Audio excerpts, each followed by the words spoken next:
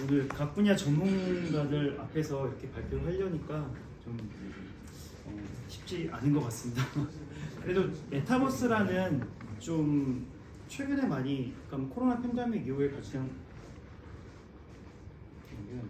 많이 언급됐던 키워드이기도 한데 메타버스에 대한 좀 얘기를 좀 정의를 간단하게 이론부터 좀 차근차근 짚어보고 오늘 주제와 관련 있는 AI와 어떤 연관성을 갖는지 약간 주관적인 예측까지 한번 드려보고자 합니다. 먼저 메타버스 관심 있는 분들은 언론에서 메타버스가 어떻게 비춰지는지 잘 아실 것 같아요. 저는 뭐 제가 메타버스 학과 소속이기도 하지만 메타버스에 원래 관심이 많았기 때문에 다양한 기사나 뭐 연구 논문 같은 걸 보게 됩니다. 근데 기사를 보면은 특히 우리나라 기사는 이런 주제와 이런 키워드와 같이 많이 연관이 됩니다. 뭐 혈세, 한풀 꺾였다, 뭐 자꾸 이게 끊기네요. 유령 뭐 도시, 뭐 세금 먹는, 그리고 인기가 축소되다, 예산 낭비 이런 키워드와 많이 연관이 됩니다. 됐어요.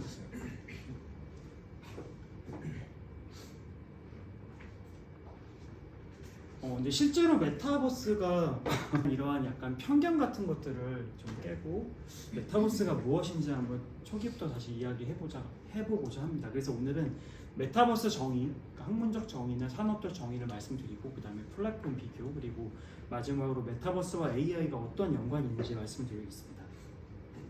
먼저 메타버스 관심 있는 분들은 잘 아실 거예요. 닐 스티븐슨의 소설 스노우 크래시에서 처음 등장했던 단어입니다. 사용자가 디지털 아바타를 통해 상호작용할 수 있는 물리적 세계와 평행한 거대한 가상 환경이라는 뜻을 가지고 있습니다. 여기서 우리가 주목할 키워드는 이겁니다. 물리적 세계와 평행한 거대한 가상 환경, 그리고 사용자는 디지털 아바타를 통해 서로 커뮤니케이션하는 그런 개념이라고 볼 수 있어요. 그러니까 흔히 이 왼쪽 사진에 보면은 이게 2D 메타버스 형태인 게더타운이라는 겁니다. 2D 아바타를 만들고 사용자와 이렇게 어떤 가상 공간에 만나서 대화를 하거나 이동을 하거나 그런 작업들을 할 수 있습니다. 우측에 보시는 거는 메타 플랫폼즈의 호라이즌 월드라는 어플리케이션입니다. 그러니까 대부분의 사용자들은, 참고로 지금 여기 접속한 사용자는 모두 VR 기기를 끼고 서로를 쳐다보거나 손짓을 하거나 아니면은 뭐 PPT를 띄우거나 필기를 하거나 하는 등의 기능들을 제공을 하고 있습니다. 이런 것들을 보통 우리는 이런 것들을 메타버스구나, 메타버스 플랫폼이 다라고 불러왔던 게 사실입니다. 물리적 세계와 평행하다는 의미가 어떤 겁니까? 사실 그거에 대한 명확한 정의를 제가 이렇게 일반적이라고 말씀드리기가 좀 애매한 게 계속 말씀드리지만 메타버스를 이야기하는 사람들이 서로 다른 주장들을 많이 합니다. 그러니까 무슨 말이냐면은 제가 AR을 전공했습니다. 석사 박사 때 증강현실이라는 기술을 전공했습니다. 그래서 어떤 기술을 볼 때 저게 증강현실인지 아닌지 구분을 할 수 있습니다. 왜냐면은 증강현실은 꽤 명확한 정의가 있거든요. 예를 들어 우리가 자동차를 운전할 때 HUD 아시죠? 모두? HUD는 증강현실일까요? 그건 아니잖아요. 그쵸? 아닙니다. 그러면은 현대 기아에서 나온 HUD 기반의 AR 내비게이션이 있습니다. 그건 증강현실일까요? 아닐까요? 내비게이션이요. 네. 근데 AR 내비게이션이라고 적혀 있어요. 실제 상품명이 그렇습니다. 그래도 그거는 맞습니다. 정확하게 아십니다. AR은 왜 그게 AR이 아니지 기술적으로 살펴보면은 먼저 AR은 세 가지의 어떤 정의가 충족이 돼야 됩니다. 첫 번째가 현실과 가상의 정합, 현실과 가상의 어떤 컨텐츠가 서로 정합한다는 의미입니다. 그리고 두 번째 조건, 3차원으로 정합을 해야 됩니다. 여기서 약간 애매한 게 3차원이 3차원 정보를 가진 컨텐츠가 정합한다는 의미가 아니라 말 그대로 현재 물리적인 현실 세계의 물리적 환경에 마치 현실 세계의 물체처럼 물리적 형태를 띠는 3차원 정보를 가지고 있어야 된다는 뜻이 됩니다.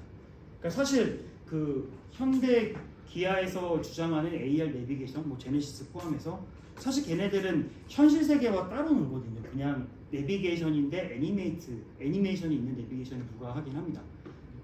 마찬가지로 약간 좀 다를 수 있는데 벤츠에서 나온 AR 내비게이션인데 그건 진짜 증강현실입니다. 무슨 말이냐면은 차선의 도로를 인식해서 그 도로에 실제 그 표식을 해주고 내가 어디로 나가야 되는지 방향까지 표시를 실제 도로 위에다가 마치 사용자가 쳐다보는 것처럼 해줍니다. 그런 기술이 가능하게 하려면은 사용자의 시선을 추적할 수 있는 카메라가 있어야 되고, 그리고 마찬가지로 차량의 앞에 단 센서가 실제 차의 위치와 그 차선 같은 거를 검출을 해야지만 가능한 기술이겠죠. 그리고 또 한 가지 마지막 조건은 실시간입니다. 그러니까 무슨 말이냐면은 가상과 현실 세계의 객체가 3차원적으로 그리고 실시간으로 정합을 해야지만 AR 기술이라고 볼 수 있습니다. 그래서 CG, 그러니까 우리가 흔히 말하는 영화에서 말하는 VFX 같은 거 효과들 있잖아요. 그런 것들은 사실 AR이 아니다고 볼 수 있죠. 왜냐하면 실시간성이 결여되어 있기 때문입니다. 반면에 메타버스가 기술적 용어일까요? 산업적 용어일까요? 어떤 그냥 추상적 개념일까요? 물어본다면 사실 여기에 대해서 어느 누구도 명확하게 대답하기 좀 어려운 게 현실입니다. 왜냐하면 서로 다른 주장을 하기 때문에 네가 맞아라고 얘기할 수가 없어요. 왜 그러냐면은 이건 제 주장이긴 하지만 AR이라든지 우리가 예를 들어 스마트폰이라고 하는 것, 랩탑이라고 하는 것들은 기기적으로 우리가 명확하게 정의가 되어 있잖아요. 반면에 메타버스라는 어떤 추상적 개념은 어떤 기술적으로 완전 완성되거나 탄생한 상태가 아닌 상태에서 미리 끄집어낸 상황인 겁니다. 그래서 저는 이런 주장을 합니다.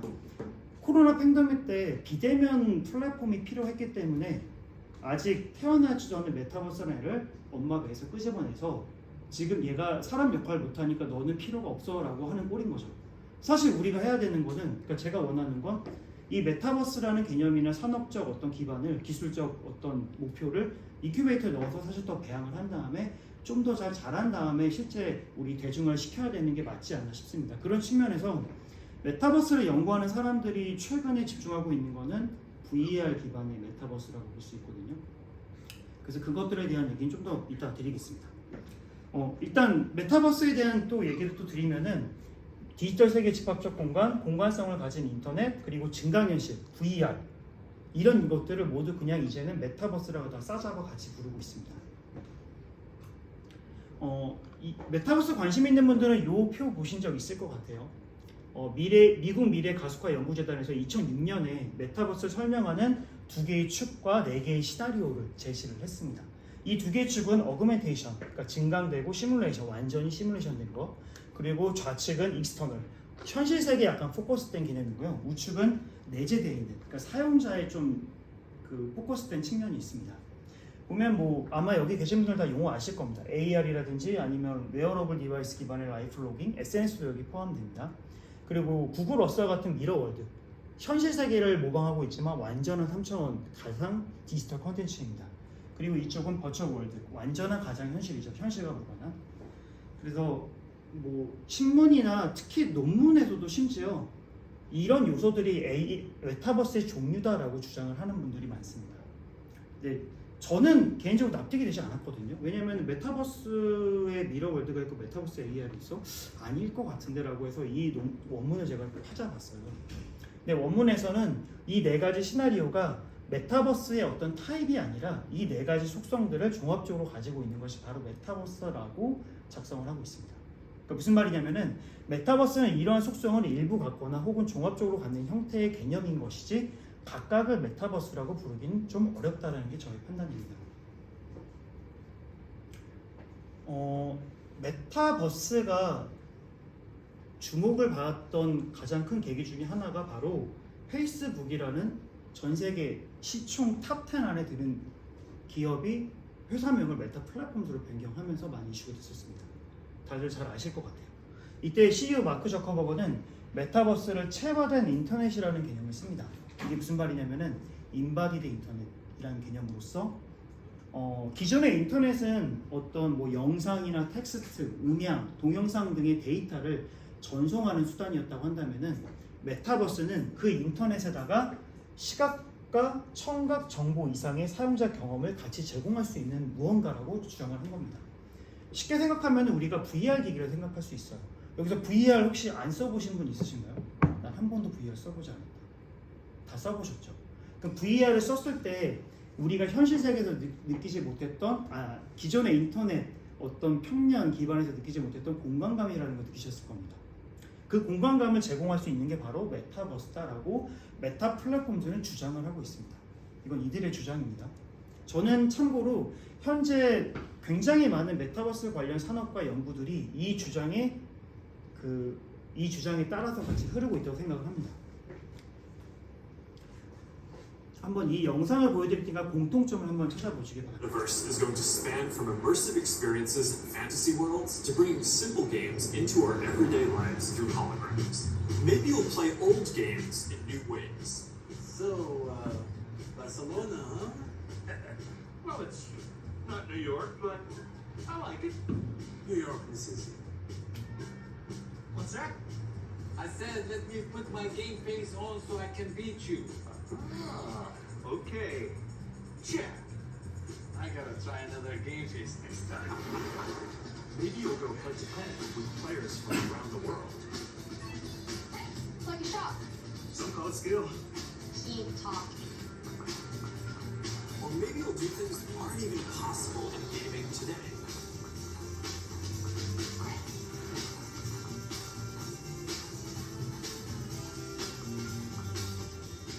공통점을 찾으셨나요? 영상의 공통점. 이 공간이 좀 그 전 세계가 하나의 공간으로 합쳐지는 그런 영상 아니에요? 그것도 맞는 말씀입니다. 사실 이거는 CG입니다.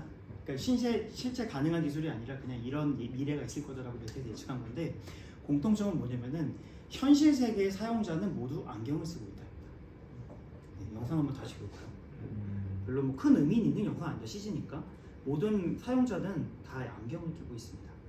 그 말은 무슨 말이냐면은 지금 보이는 이런 가상의 컨텐츠들은 So, 같이 즐기기 위해서는 AR 글래스가 필요하다는 뜻입니다. 네, 그렇게 보시면 되고요. 결과적으로 그럼 메타가 꿈꾸는 미래는 메타버스 세상은 AR 글래스가 마치 스마트폰처럼 대중화된 세상이라고 볼 수 있습니다. 그래서 혹자들은 이렇게 얘기합니다. 메타버스는 스마트폰 다음이다. 다음의 기술이다. 다음의 산업이다라고 주장을 합니다. 그런 측면에서 메타버스는 어쩌면 우리 생활의 패러다임을 바꿀 수 있는 그러한 기술이라고 볼 수도 있어요. 근데 계속 말씀드리지만 메타버스가 기술인가? 산업적 개념인가? 저도 잘 모르겠습니다. 왜 그러냐면은 미리 말씀드리면은 아까 보셨던 VR 기반의 메타버스는 뭔가 명확합니다. 근데 우리들이 보통 얘기할 때 메타버스 산업에서 가장 성공한 플랫폼은 바로 로블록스입니다. 로블록스 해보신 분 없죠? 해봤습니다. 이 자녀가 아마 10대 근처에 있는 분들은 해봤을 것 같아요. 저도 아이랑 같이 로블록스 게임 하거든요. 정말 재미가 없는데 근데 이걸 해봤던 분들도 로블록스가 뭐예요? 물어보면 게임이라고 얘기를 합니다. 근데 로블록스는 게임이 아닙니다. 제가 한 얘기가 아니라 로블록스 창업자가 한 얘기예요. 왜 로블록스는 게임이 아니냐? 로블록스랑 가장 비슷한 플랫폼은 유튜브입니다. 좀 특이하죠? 유튜브랑 로블록스가 무슨 차이지? 유튜브가 방송국인가요? 아니면 영상 제작사인가요? 유튜브는 뭐 하는 곳이죠? 그냥 영상을 공유하는 플랫폼일 뿐이잖아요. 걔네들이 영상을 만들지도 않지만 그냥 영상을 올릴 수 있는 툴을 주고 영상을 스트리밍 할 수 있는 툴을 주고 사용자들이 그냥 자유롭게 즐기잖아요. 그렇죠? 마찬가지로 얘는 영상이 아니라 이렇게 각각의 3타원 컨텐츠들을 사용자가 올리고 로블록스라는 플랫폼을 통해서 다른 사용자들이 이 플랫폼을 즐길 수가 있습니다. 실제로 여기에 올라온 거는 테스트용 말고는 모두 다 로블록스와 관련 없는 외부의 사용자나 혹은 기업들이 올린 컨텐츠라고 보시면 됩니다. 유튜브와 매우 유사합니다. 그냥 다루는 컨텐츠의 종류의 차이가 있을 뿐입니다.